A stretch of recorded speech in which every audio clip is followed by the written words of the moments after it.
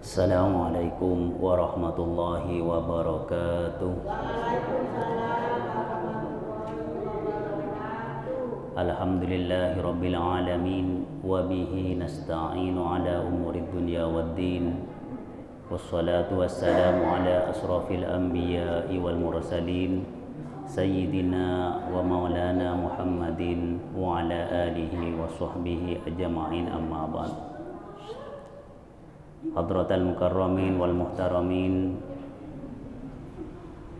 para alim, para ulama, para asatid, wabil khusus Jamaah Masjid Abdul Aziz Usman yang sangat saya hormati.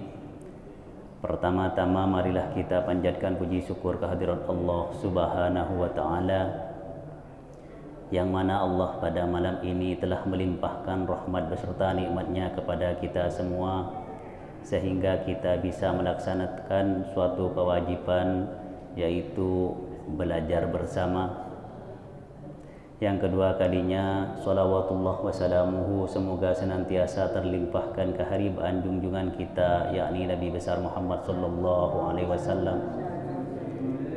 Yang ketiga kalinya, sebelum kita memulai belajar bersama ini, marilah kita terlebih dahulu tawassul, terutamanya kepada junjungan kita Nabi besar Muhammad, dan juga kepada guru-guru kita serta ahli kubur kita, dengan harapan semoga apa nantinya yang kita pelajari bersama ini bisa bermanfaat bagi kita semua. Amin amin ya rabbal alamin.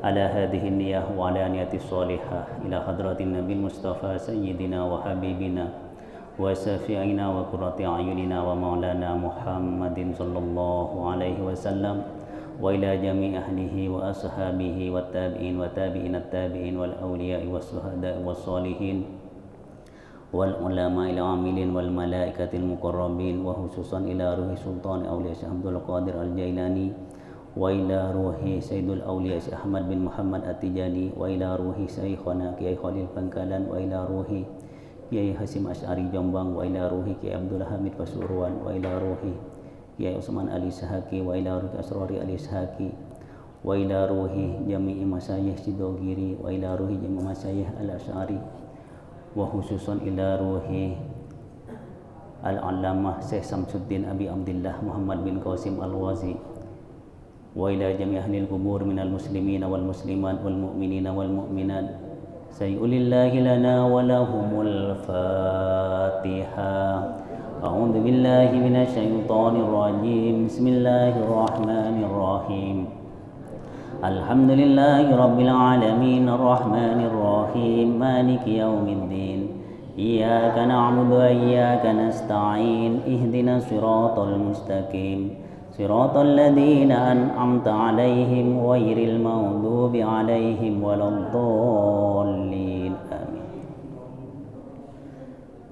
Adapun tema dalam pertemuan kali ini yaitu sesuatu yang disunnatkan untuk mandi besar. Faslun wal iwtisalatul masnunatu sab'ata asara uslan. Adapun sesuatu yang disunnatkan untuk mandi besar itu ada 17. Yang pertama, wuslul jum'ati, mandi hari Jumat, lihuduriha, karena untuk menghadiri sholat Jumat.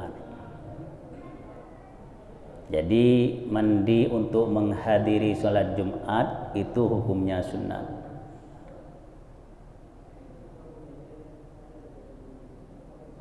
Karena di sini dikhususkan untuk yang menghadiri, yang sunat, yang mau menghadiri sholat Jumat, baik laki-laki maupun perempuan.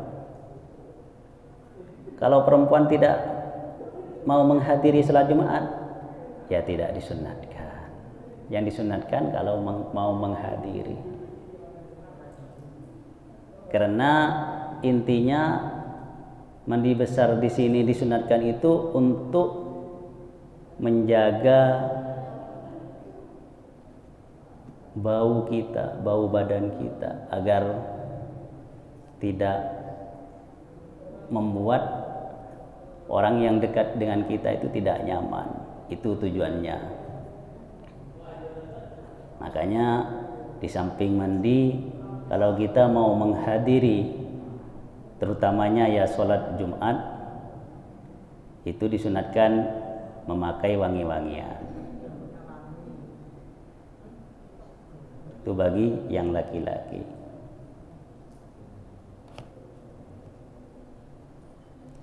Yang nomor 2, wa waslul aidaini, mandi hari raya 2, yaitu Idul Adha dan Idul Fitri. Adapun waktunya yang disunatkan mandi hari raya itu yaitu binisfil laili, sepertengahnya malam. Jadi kalau malam hari raya itu mulai setelah jam 12 itu sudah disunatkan. Ya, tapi ini pas jam 1 terlalu adem. Tidak, maksudnya waktu yang disunatkan itu mulai jam 12 sampai masuknya sholat Idul Fitri atau sholat Idul Adha tersebut. Yang nomor 3, wal istisqa'u, untuk menghadiri sholat istisqa. Tapi sekarang sholat istisqa alhamdulillah sudah tidak ada di Surabaya. Sholat istisqa itu sholat untuk meminta hujan. Di Surabaya alhamdulillah tidak sampai sholat istisqa karena air sudah makmur.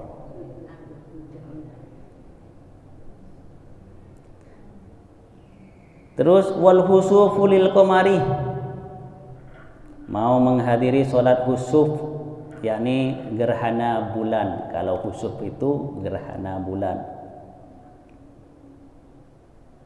Nah iki sing roto koyo apot masalah ini, gerhana bulan mesti bengi, gak ono gerhana bulan awan. Wal kusuf dan gerhana matahari juga disunatkan kita mandi besar. Wa waslun min ajli wuslil mayyiti, dan disunatkan mandi besar setelahnya memandikan mayit. Biasa iki kayak mutin, itu tuh mutin jarang. Tapi ya ono sing ngewangi kan biasa kan juga memandikan, maksudnya itu. Setelah memandikan mayit itu kita disunatkan mandi besar. Wa waslu kafirin idza aslamah, dan mandi besar orang kafir kalau masuk Islam itu disunatkan mandi besar, dengan catatan illam yajnub fi kufrihi awlam tahid kafiratun. Kalau di waktu kafirnya itu tidak junub, atau waktu kafirnya itu tidak haid, masih belum haid, sudah masuk Islam, maka mandinya itu mandi besar itu hukumnya sunnah. Tapi kalau sudah junub atau kalau orang perempuan sudah haid terus masuk Islam, mandinya itu wajib, karena dia termasuk sudah dalam keadaan hadas besar.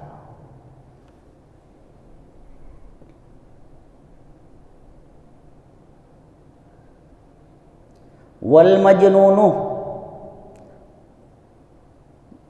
dan orang gila. Orang gila kalau sembuh dari gilanya itu disunatkan mandi besar. Wal mauma alaih, orang yang mabuk mendem, nek wis waras itu disunatkan mandi besar. Ya dengan catatan sama seperti tadi nih. Kalau dalam waktu gilanya atau dalam waktu mabuknya itu inzal, yakni hadas besar, ya mandinya bukan sunat tapi wajib. Wa waslu inda iradatil ihrami, dan mandi di waktu hendak melaksanakan ihram. Ya, ini bagi yang mau umroh atau yang mau haji. Hukum mandinya itu cuma sunat.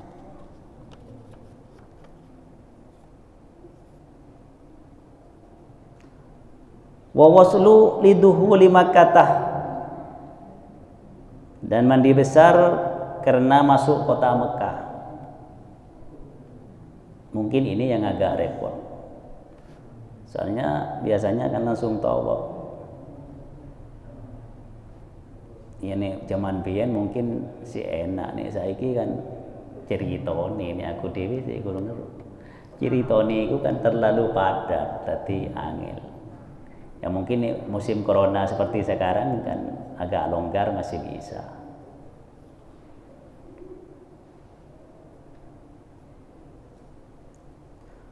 Wali wukufin bi Arfatah, dan wukuf di Arfah. Waktu wukuf itu disunatkan mandi besar.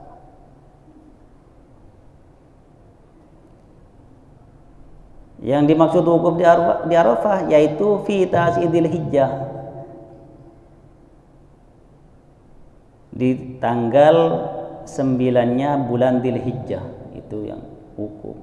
Meskipun ada di Arafah, kalau bukan tanggal 9 ya tidak sunat mandi besarnya itu, karena bukan termasuk wukuf.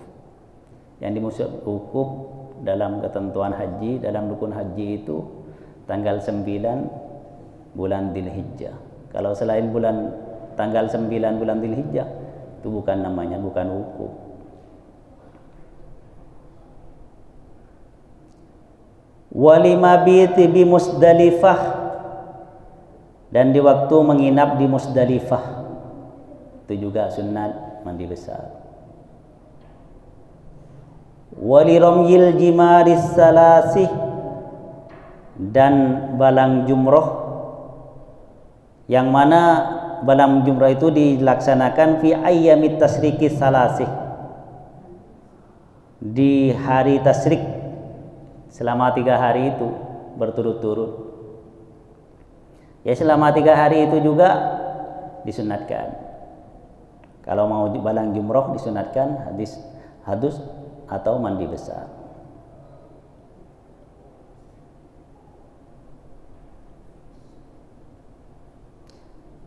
Walit tawafih, mau tawaf juga sunat mandi besar. Jadi hukumnya mandinya itu maksudnya cuma sunat, tapi kita karena termasuk amalan-amalan yang harus kita perbanyak itu memang sunat. Karena dalam hadis yang diriwayatkan oleh Abu Hurairah itu, idza mata ibnu Adam in qata amaluhu illa min salasin. Di situ sudah memberikan 2 motivasi kepada kita, yaitu motivasi yang pertama untuk memperbanyak ibadah selama hidup kita. In qata'ah, putus, illa min salasin, kecuali 3. Jadi motivasi yang pertama itu harus kita waktu hidup ini memperbanyak ibadah. Ya, yang dianjurkan ya maksudnya ya sunat. Kalau farduh memang harus itu.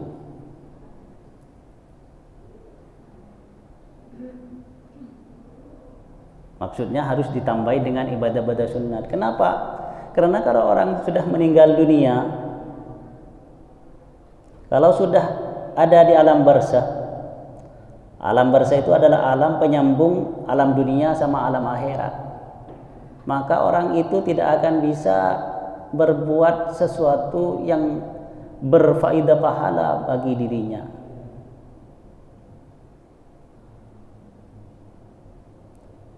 Tapi di situ juga memberikan motivasi yang nomor 2, illa min salasin, kecuali 3 perkara. Yang pertama yaitu sedekah jariyah.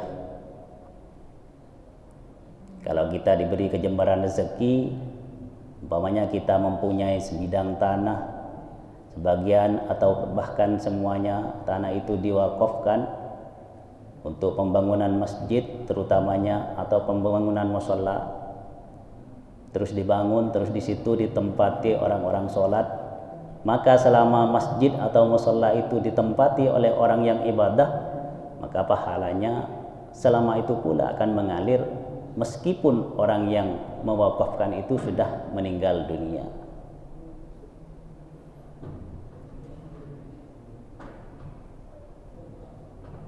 Tapi kita jangan mentang-mentang mempunyai tanah yang diwakafkan terus tidak berbuat ibadah sama sekali. Jangan gitu. Kenapa? Karena ibadah kita ini kalau dibandingkan dengan nikmatnya Allah tidak ada seberapanya. Maka dari itu kita harus betul-betul berusaha. Jadi antaranya dengan memperbanyak sholat sunat, sesuatu yang disunnahkan, agar nanti bisa meringankan dengan apa yang telah membuat kita dosa atau perbuatan-perbuatan dosa kita. Terus terang kalau kita hidup di zaman sekarang ini kan sangatlah mudah. Mengerjakan dosa itu sangatlah mudah. Kenapa? Karena kita sudah berusaha untuk menghindar, cuma yang lain mendatangi kita. Seperti contohnya, sekarang orang kan banyak yang berpakaian, orangnya umur 22, pakaiannya umur 2 tahun. Kan banyak seperti itu. Akhirnya yang tengah ketutupan, atas sama bawahnya tidak ketutupan, kan gitu. Ya namanya manusia yang sempurna, normal, setelah melihat, ketika dilihat, emang dilihat ya dosa ya apa ya.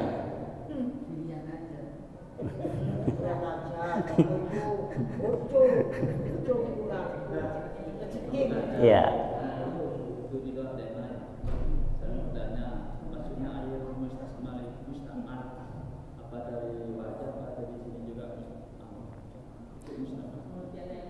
Semua air yang sudah dipakai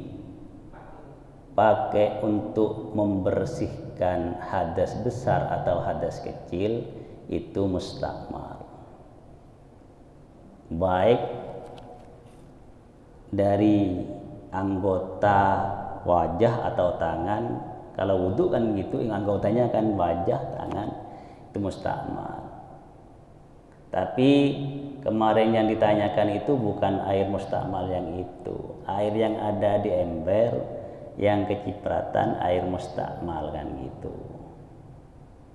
Jadi jatuhnya dari tangan selama dari kurang dari 2 bulan tetap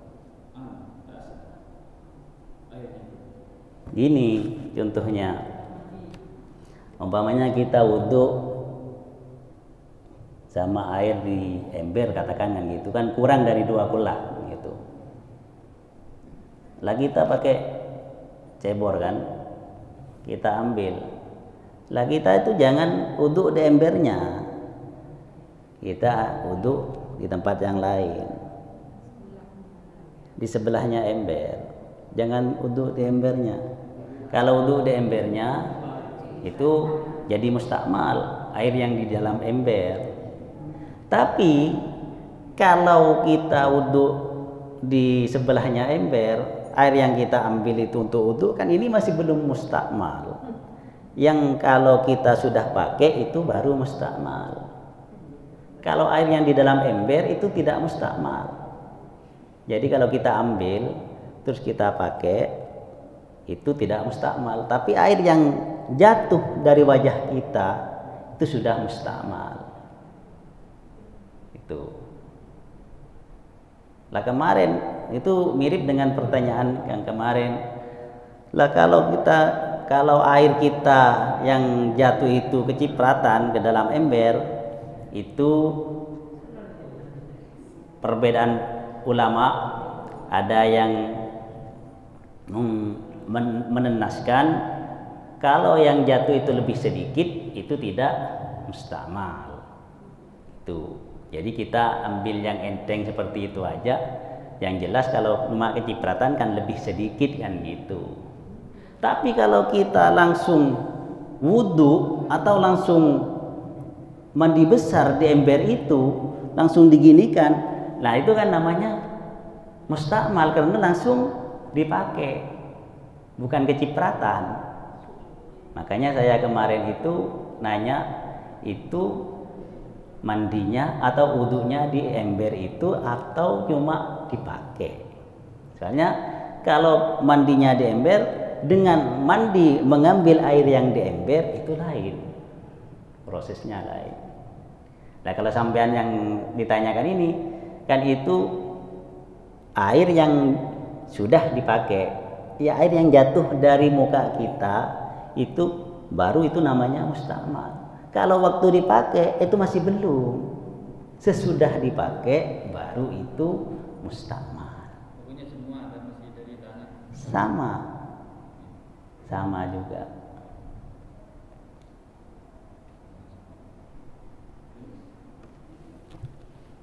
Mungkin ada lagi.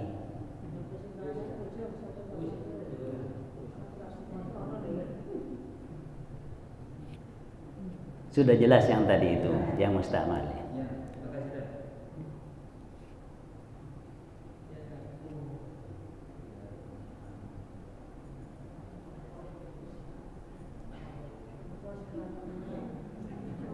Monggo. Kalau bisa saya jawab, kalau tidak bisa saya mutolak dulu.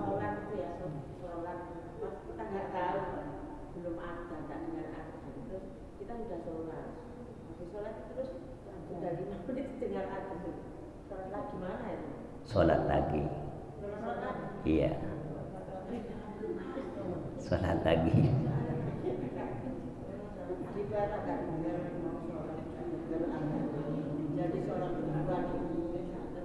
Tapi tetap sholat yang pertama itu mendapat pahala karena itu termasuk dianggap sholat sunnah, menjadi sholat sunnah. Kalau memang tidak tahu, tapi kalau disengaja lain lagi. Kalau disengaja itu berarti main-main dalam hukum. Kalau tidak disengaja itu menjadi sholat sunnah. Bahkan sholat itu boleh diulang. Semisal kita sudah sholat di rumah,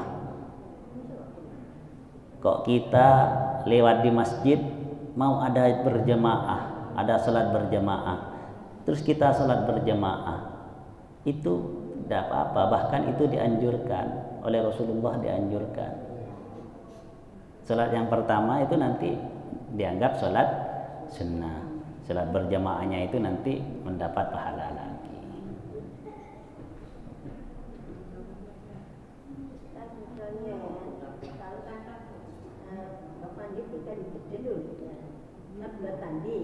Misalnya kan penuh, terus berarti gimana kan kecipratan sama? Kalau jeding itu mungkin sudah mencapai 2 kullah. Kalau 2 kullah itu sudah tidak mustakmal, meskipun langsung dipakai ke dalam enggak mustakmal. Soalnya ukurannya 2 kullah itu kalau enggak salah kemarin saya jelaskan itu 70 persegi cuma 180 liter. Tapi kalau diliterin kan sulit. Kalau nggak salah 70 persegi itu sudah termasuk dikategorikan mencapai 2 kullah.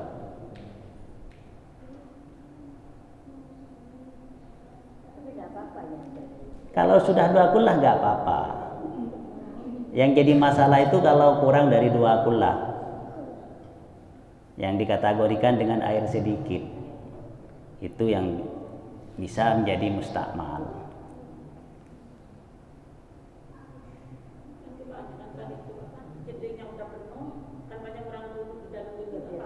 Tidak masalah, soalnya itu sudah lebih dari 2 kullah. Iya penuh misalnya. Iya. Bukan masalah penuhnya, meskipun tidak penuh, yang penting air itu sudah mencapai 2 kullah, itu sudah tidak apa-apa. Kita wudhu di dalamnya itu tidak apa-apa, tidak usah penuh. Yang penting itu sudah mencapai 2 kullah.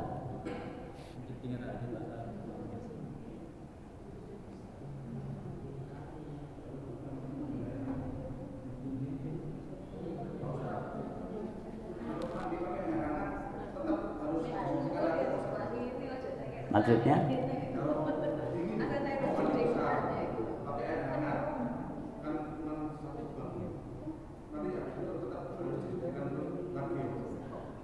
Yang ditanyakan apanya?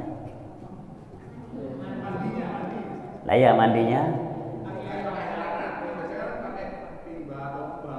Ya.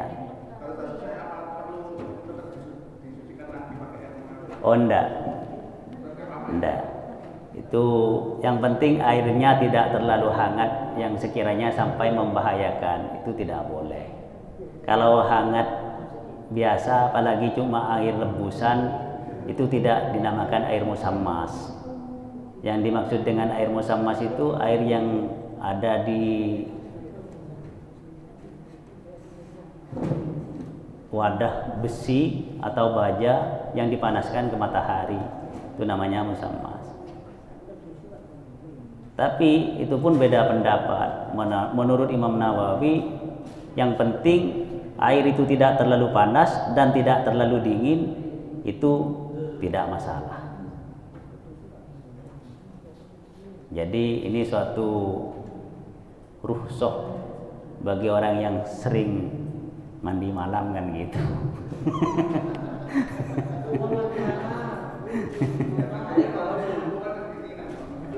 Lah ya, ya. Yang mandi sebelum subuh kan gitu ini.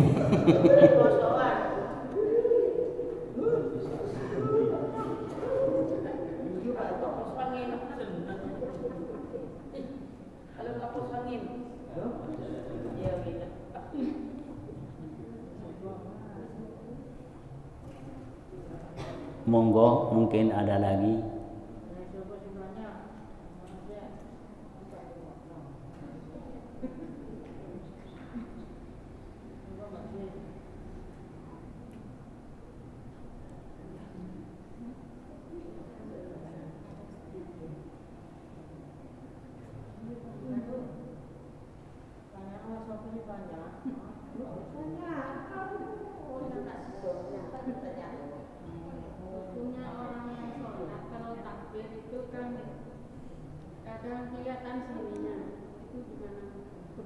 Kalau memang sudah jelas kelihatan itu berarti auratnya terbuka, itu tidak sah.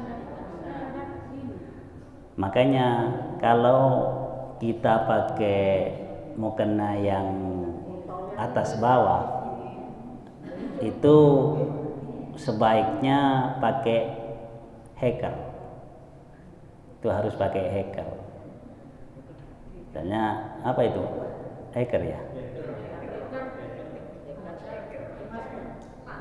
Bukan, pakai dalaman lah, dalaman ya, pakai itu. Tapi kalau yang kelihatan itu bajunya, itu tidak masalah. Kalau kulitnya maksudnya yang kelihatan itu kulitnya, itu tidak boleh. Lah ya, makanya pakai deker apa namanya itu. Itu kan meskipun kita gini, kan ini kan tidak turun.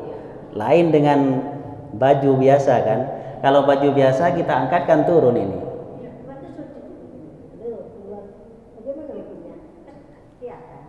Apanya itu?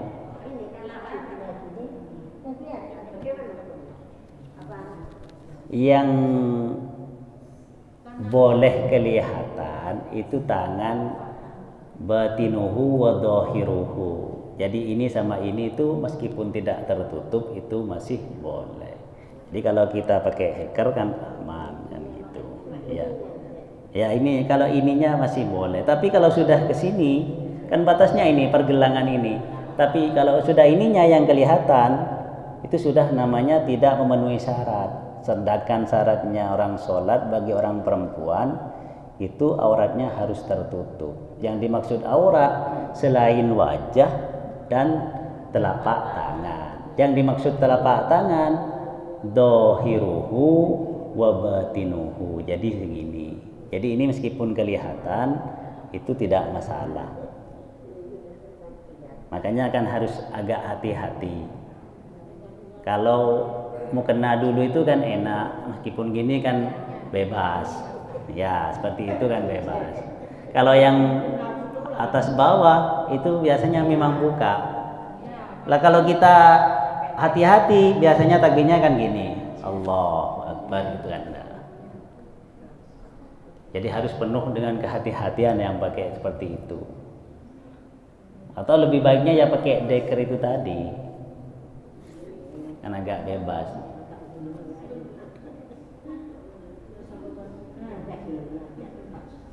Lagi pula yang sering kurang terkontrol itu dagu. Dagu itu sampai sini, bukan sampai leher sini. Biasanya rukunya akan pakai sampai sini. Nah itu sudah ini aurat gitu. Jadi diusahakan untuk sampai sini. Dagu itu. Nah kalau ke sini itu kan, nah ininya kan sudah termasuk aurat. Yang dimaksud wajah itu cuma sampai dagu ini.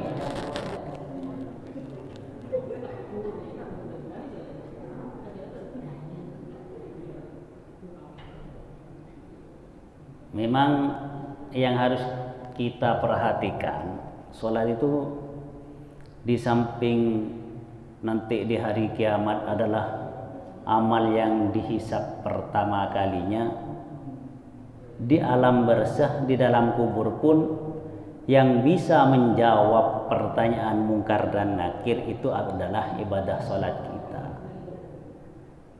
Kenapa? Karena pertanyaan mungkar dan nakir itu berhubungan dengan sholat.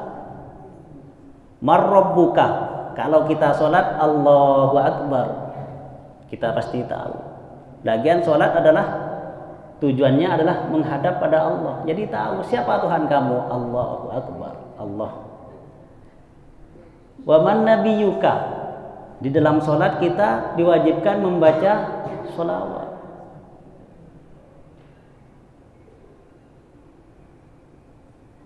Wa ma imamuka, apa yang menjadi pedoman kamu? Di dalam sholat kita diwajibkan membaca sebagian Al-Quran, yakni Fatihah. Jadi kalau sholat kita bagus, sholat kita tidak bolong-bolong, syarat dan rukunnya terpenuhi semua, kita tidak perlu takut dengan mungkar dan nakir. Pasti kita bisa menjawab pertanyaan dari malaikat yang dua itu. Tapi kalau kita tidak menjaga sholat kita, yaitu tadi, setelah ditanya, apalagi yang nanya mungkar kan mukanya sereman gitu,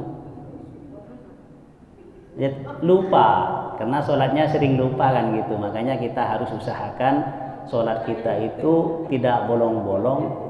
Di samping tidak bolong-bolong, usahakan untuk bisa memenuhi syarat dan rukunnya.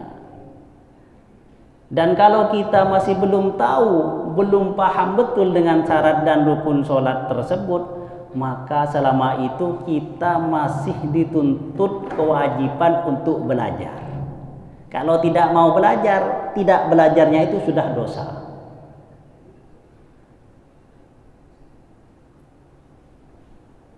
Jadi harus belajar sampai kita betul-betul tahu syarat dan rukunnya sholat itu tadi.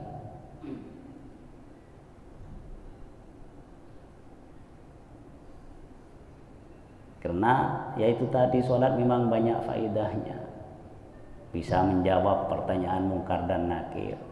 Dan yang dihisab pertama amal kita adalah sholat. Kalau sholat kita baik, maka yang lain ya juga ditanyakan, dihisab, cuma Kak sepiro diteliti.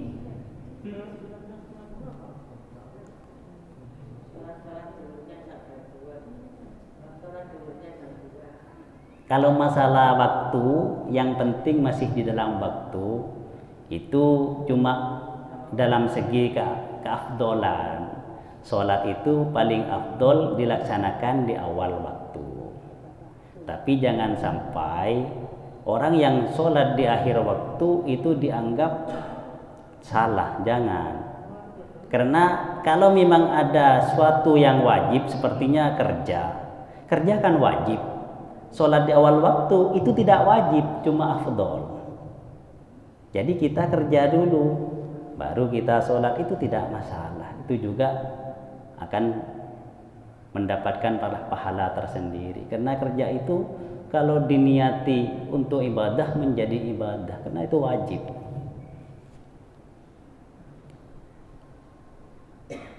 Seperti hale ono wong kerja istirahatnya jam 1. Yang jelas nanti sholat duhurnya kan jam 1:30 atau jam 2 kan gitu. Nah seperti itu tidak masalah. Allah kadang ada yang terlalu ekstrim, kalau tidak di awal waktu itu seakan-akan salah. Sebetulnya tidak. Itu hadis Rasul mengatakan afdolnya sholat itu di awal waktu, bukan wajibnya sholat. Yang wajib itu sholatnya. Masalah waktunya itu kalau duhur mulai tergelincirnya matahari sampai masuk waktu asar, yaitu bayangan kita sama dengan kita berdiri itu, sampai masuk waktu asar, itu waktunya sholat duhur. Kalau asar ya mulai itu sampai surupnya matahari, tenggelamnya matahari. Masih ada waktu, cuma itu sudah waktu termasuk waktu haram. Kalau sudah kekuning-kuningan itu waktunya yang haram, tapi sholatnya tetap sah.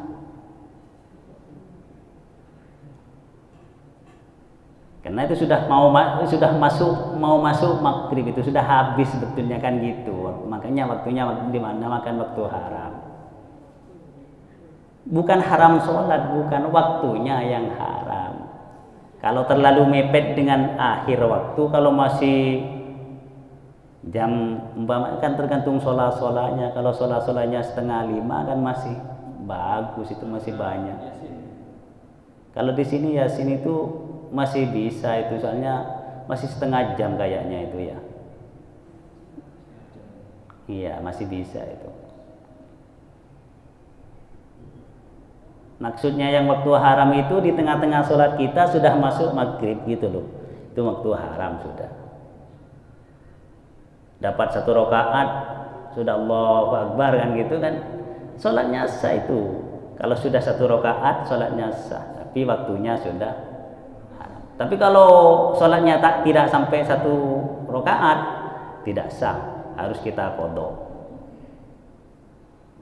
Kalau sudah sampai 1 rakaat itu sudah sah, tapi waktunya itu tadi haram. Termasuk terlalu enteng, mosok sholat cuma waktu ini tutup 1 rakaat itu. Rakaat liya ini wis nang sarip jenenge iku asar sama maghrib kan gitu. Iya.